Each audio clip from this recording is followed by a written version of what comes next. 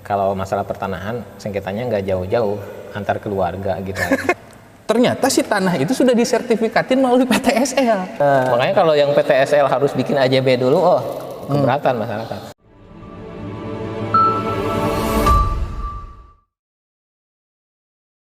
Nah, Kang, ini kan Akang kasih PEM nih. Saya mau dengerin sekelumit kisah dong. Ada nggak sih tanah-tanah yang pernah bermasalah gitu di Sinarsari? Nggak perlu disebut namanya lah, kisahnya aja. Kayaknya seru tuh. Kalau tanah bermasalah di setiap wilayah pasti ada. Pasti ada. Nah, di kita juga di Sinarsari ada. Ya cuman kan setiap masalah pasti bisa diselesaikan. Itu kalau saya itu nggak usah dibuka lah gitu kan istilahnya. Yang penting selesai. Gitu tapi aja. Intinya kalau pertanahan itu kan paling kompleks itu masalah apa sih? Sengketa kah? Kalau sengketa kan ada sertifikat 2 berarti kan gitu. Sengketa. Kebanyakan sengketa. Kalau masalah pertanahan, sengketanya nggak jauh-jauh antar keluarga gitu. Antar ahli waris. Itu sih. Oh, banyaknya seperti itu. Tapi kan itu sudah diselesaikan. Maksudnya sudah difasilitasi agar tidak terjadi lagi lewat PTSL kemarin kan. Iya. Lewat PTSL. Nah, PTSL Sinarsari ada berapa bidang terakhir tuh? Tahun berapa dapatnya? 2021. 2021. Dapat berapa bidang, Kang? Kalau kuota sih kita dapat yang kuota ada 2 gelombang. Yang gelombang pertama tahun 2020 kita dapat kuota 750 sertifikat. Dikit ya? Ya. Harusnya sih kuotanya 3.500-an. Kisaran 3.000 lah ya. 3.500-an kita dikasih kuota. Cuman karena terkendala dengan COVID, jadi anggarannya dikurangi. Oh ya, refocusing. Jadi kuotanya juga berkurang. Hanya dikasih 750 kuota.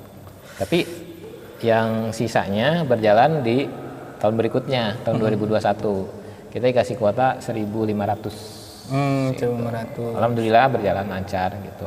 Kemarin tahap pertama sudah selesai. Memang ada beberapa yang belum jadi karena ya mungkin apa sih kekurangan berkas atau apa gitu. Nah, saya punya kisah nih, Kang. Waktu itu ada temen bukan nyerita sama temen satu komunitas ya. Ya. Dia itu ada klien lah, anggap klien dia datang mau ngambil tanahnya ceritanya. Ternyata si tanah itu sudah disertifikatin melalui PTSL. Jadi di PTSL kan, tahu-tahu ahli waris datang bawa AJB. Kok bisa ya? Ya itu lucu banget. Makanya berarti kan sebenarnya PTSL itu tanggung jawabnya besar ya? Iyalah, tanggung jawabnya besar. Sehingga kalau asal gitu, asal malah akan berdampak ke hal yang lain. Betul. Jadi tidak sengketa, dicek juga persilnya. Tapi verifikasinya seperti apa sih sebenarnya PTSL itu? Sebenarnya kalau PTSL, sebenarnya saya kalau bicara PTSL ada kelompoknya lagi kalau Benten ya. Bukan saya, tapi ya saya hanya jawab yang saya tahu aja ya, mudah-mudahan memang selaku ini ya kewenangannya kan di desa nih walaupun kasih pemerintahan. Oke. Jadi terkait dengan PTSL, program PTSL ya, kita verifikasi data itu, saya sendiri memang saya juga sebagai tim verifikasi data juga. Oh, mantap. Saya juga sebagai tim verifikasi data. Nah, kenapa? Kan syarat PTSL itu hanya 3 kalau nggak salah. Ada KTP, ada SPPT, sama surat tanah. Hanya itu ya? Hanya itu. KTP, SPPT, sama surat tanah. Nah, jadi kita verifikasi. Jadi selain yang 3 itu, kita teliti juga surat tanahnya. Teliti juga surat tipenya tanahnya. Apa gitu ya? Nah, tipenya apa? Apakah masih girik gitu kan, segel? Ada yang sudah AJB gitu kan, ada yang sudah akte hibah, akte jual beli dan sebagainya gitu. Makanya kita kalau misalkan ada orang yang mau daftar PTSL, kita cek dulu kelengkapan datanya. Nah, kalau misalkan dia tanahnya masih tanah atas nama orang lain, bukan atas nama sendiri, nah, kita minta alasaknya itu jual beli dong, berarti kalau nggak hibah. Entah dia jual beli, entah hibah gitu kan. Ya kita periksa datanya. Ini tanahnya misalkan atas nama Kang Rendi. Iya. Kang Rendi dapatnya apa nih? beli apa waris gitu kan. Waris, betul. Kalau misalkan beli, sok dibuatkan dulu surat jual belinya, gitu kan. Dibuatkan dulu surat jual belinya, syaratnya KTP penjual atau pembeli kan gitu kan. Nah kalau misalkan waris, ya harus ada surat warisnya dulu. Kalau belum ada, buat di desa surat warisnya, seperti itu. Gitu. Ahli waris harus ada semua KTP-nya. Iya. Kurang satu pun kita nggak mau. Nggak mau ya. Nggak mau. Nanti bermasalah. Nanti bermasalah. Ini harus ditanya Dulur mah dulu. dulur, tanah mah tanah. Gitu. Kan soalnya ayah harta, naon mah uang nggak tuh ayah dulurnya. Dulurna. Gitu. Makanya kalau misalkan memang ada tanah ini warisan, kita tanya hak warisnya itu siapa aja, ada berapa orang. Misalkan ada 7 orang, KTP-nya harus ada 7. Kalau cuma 6 kita nggak bisa. Betul. Kita tolak gitu. Kita alhamdulillah kalau untuk verifikasi data segala macam lumayan ketat lah gitu kan. Soalnya kenapa? Soalnya kan urusan tanah bukan hanya sekarang, ya kan? Benar. Urusannya adalah Jangka seumur panjang. hidup. Seumur hidup kayak ahli waris ka ahli waris sendiri. Gitu. Kadang inju jeung inju nu geuteunya. Gitu. Ini PTSL yang jadi saksi siapa? Oh Pak Acim. Ternyata Pak Acim. Ternyata itu tanah bermasalah walaupun saya nanti nggak di desa lagi, tetap itu dikejar. Keluar. Pak Kades juga kan tanggung jawab untuk tanda tangan itu besar banget. Tanggung jawabnya gitu kan. Berarti wujud verifikasinya sebenarnya sudah sangat sudah sangat safety ya, sudah safety. sangat aman ya. Sudah sangat aman. Cuman memang kalau saya lihat AJB ini penting ternyata kan untuk PTSL karena kan yang paling mengikat itu ya. Yang paling mengikat itu sehingga dia kalau AJB ini kan notaris yang bisa mengeluarkan PPAT lah ya. PPAT yang mengeluarkan dan itu terverifikasi secara langsung gitu kan. Nah, kalau misalkan cuman girik misalkan atau surat hibah we doang.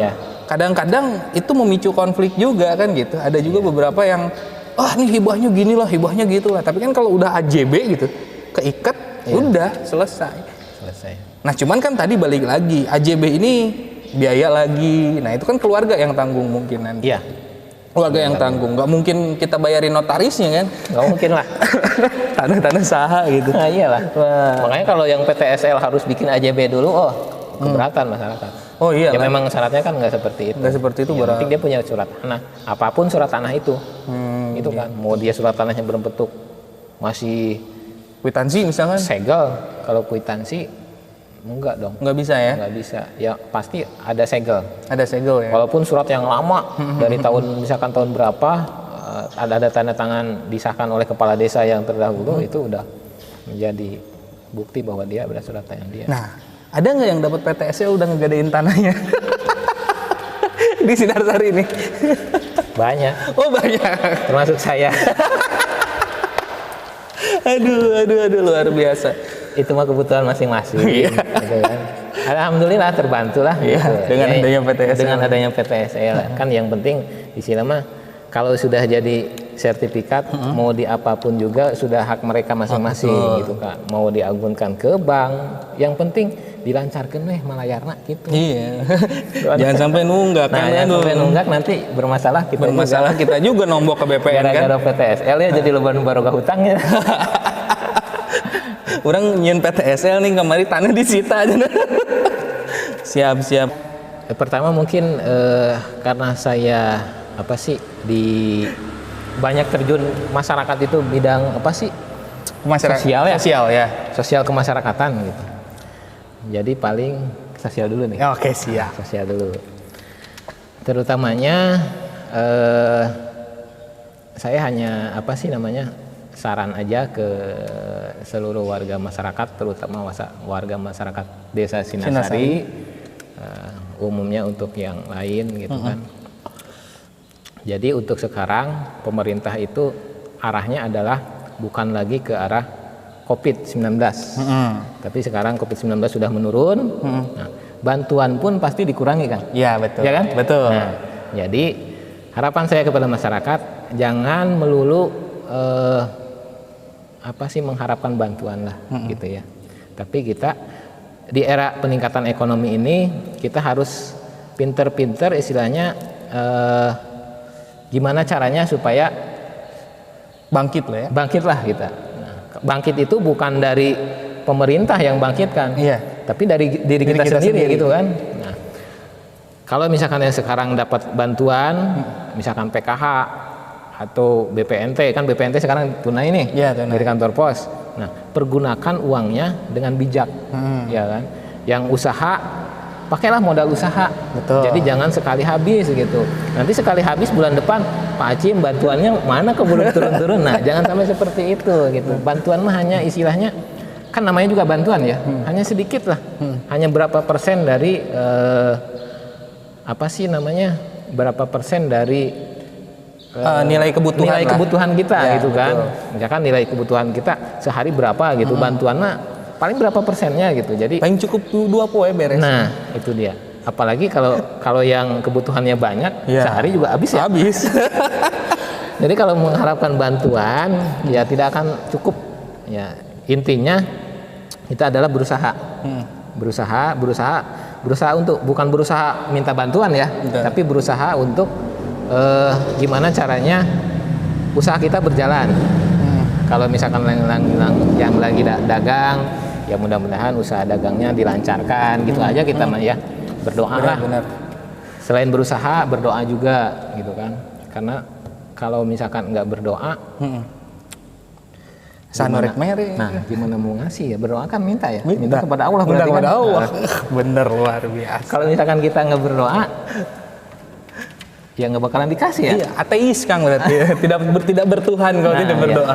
Pokoknya jangan berhenti berdoa lah istilahnya. Gitu ya. Mantap. Jangan berhenti berdoa.